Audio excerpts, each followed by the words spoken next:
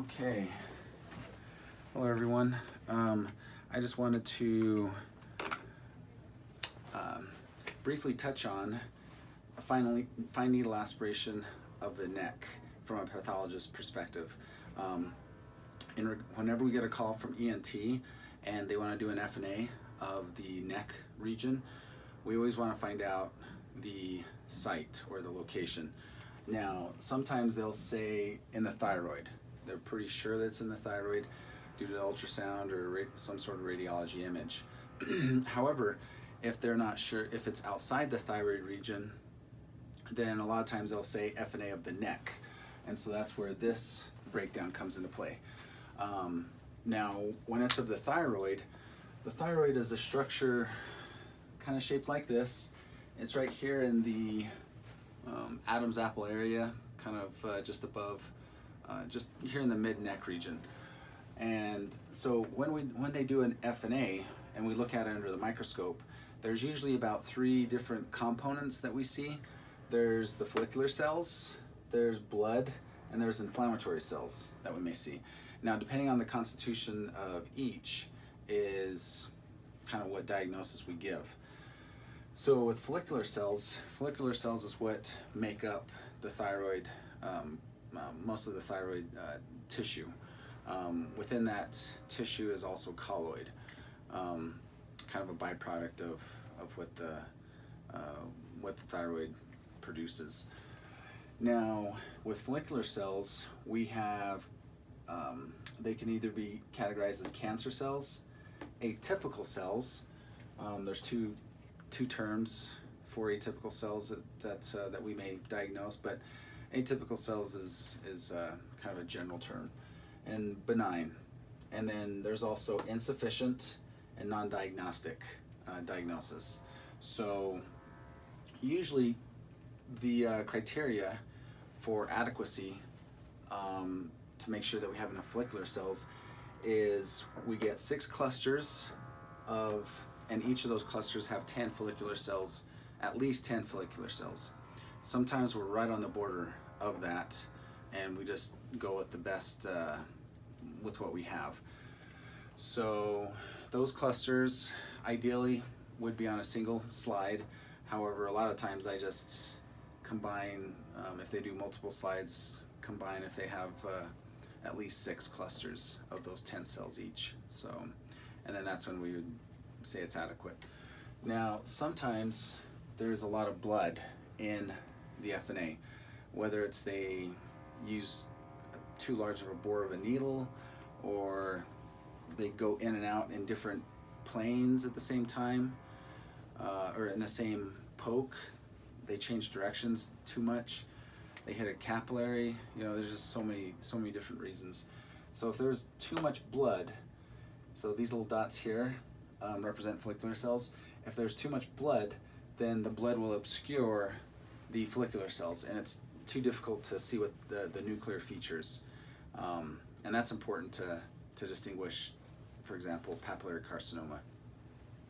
So we try to have these little clusters that is clearly seen.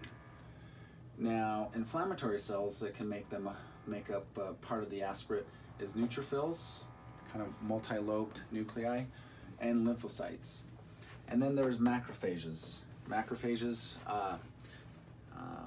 you can kind of see them because they're a little bit more pigmented as opposed to the neutrophils or lymphocytes.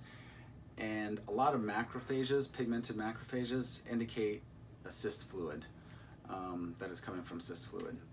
And so that kind of helps us there as well. Now, the follicular cells, like I mentioned here, if they're cancer cells, there's 2 general type of thyroid cancer cells. There's papillary and there's follicular carcinoma. I mean, there's also medullary, there's undifferentiated, there's several other types, but these are the 2 main types of cancer cells that we have. Now, the 2 different stains that we do, once we make the slide, or we make this smear, we let it air dry. We put one in PAP solution to make a PAP stain or in a fixative solution, and then the other in a we do a rapid diff quick stain. PAP generally helps us distinguish papillary. However, diff quick still helps with that, but yeah, so, but usually papillary helps us distinguish the nuclear features better, so we can see the pseudo-inclusions of papillary. And so that's why pap stains are pretty vital to have good smears. Yeah. So with the atypia, there's follicular lesion of undetermined significance, or FLUS, or there's AUS, atypia of undetermined significance. So FLUS is what we use if we think it's maybe a follicular adenoma or more of a follicular type lesion, or even follicular carcinoma. And then if it's benign, we see plenty of clusters. The nuclei look bland, look benign, and we just go ahead and sign it out as benign. So Bethesda, there's a Bethesda system that categorizes the different thyroid diagnoses. So it goes from 1 to 6. 6 is when you pretty much are sure that it's malignant. And if you are pretty sure it's malignant, I think the sensitivity may be at least 90 or 95% chance that it's malignant. And so then they'll excise it. Bethesda category 5 is when it's suspicious for malignancy. I forget the percentage, but it's not quite as high as 90 or 95%, but it's, I'm guessing between 60 and 80% chance that it is malignant. Now if it's Bethesda 4,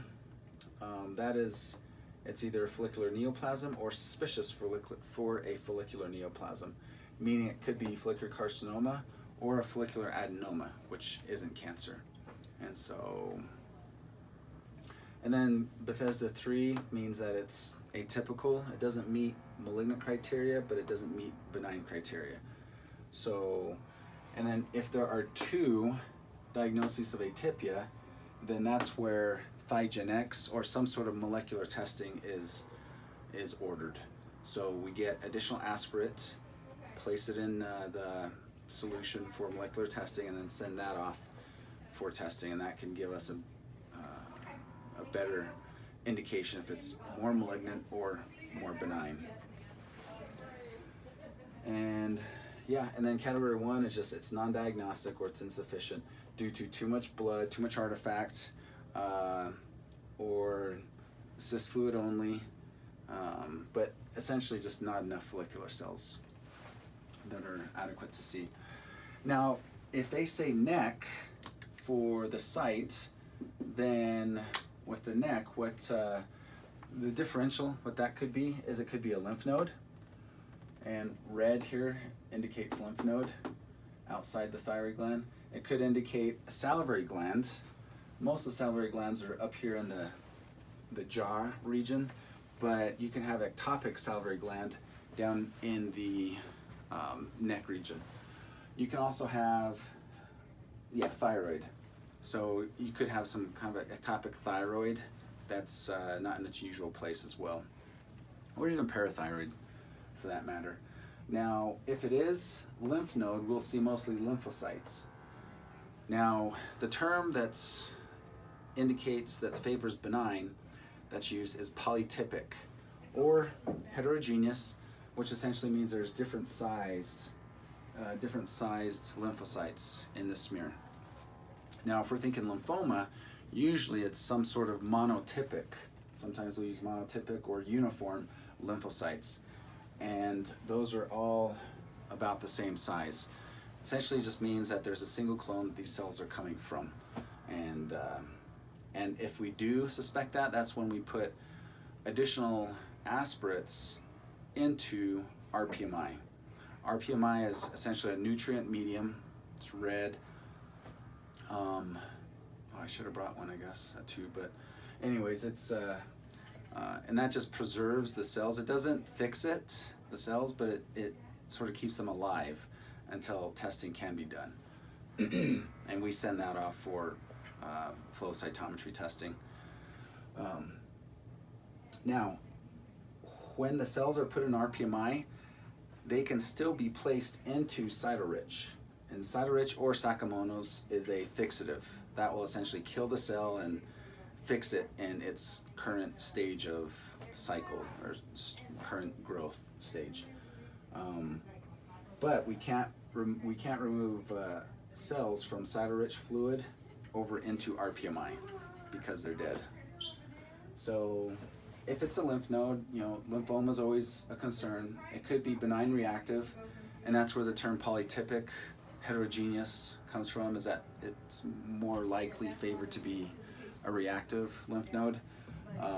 Some lymph nodes can just get big, and just from some environmental assault that the body is undergoing, whether it be allergens, some kind of protein, some kind of something in the air, or something that the person ate, or just viruses around. So there also could be metastatic cancer that goes to the lymph node. Now, if there's metastatic cancer, we'll sometimes use the terms epithelial cells, you know, when we're discussing what we're seeing, epithelial cells are seen, which could indicate any cell outside the thyroid that is within the, or outside the neck region or lymph node that doesn't look like a lymphocyte is an epithelial cell. I think by definition they're more like lining of tissues is what epithelial cells are. Anyways, the other thing, diagnosis salivary glands, which constitute parotid, submandibular, just kind of any of the glands around the jaw. And like I said, they're up in this region of the jawline. Now, lymph nodes, there can be anywhere from 15 to 20 tiny lymph nodes within the parotid gland, or the parotid gland. And so we always bring our PMI with us, even if it's in the cheek as well. If there's like a cheek mass, salivary glands can be cancer and benign. And then ultimately there's also thyroid, and I kind of touched on that. But yeah, so that's kind of a brief summary. Well, probably a little bit longer than I thought it was going to be, in regards to FNAs, fine needle aspirations of the thyroid and the neck. So.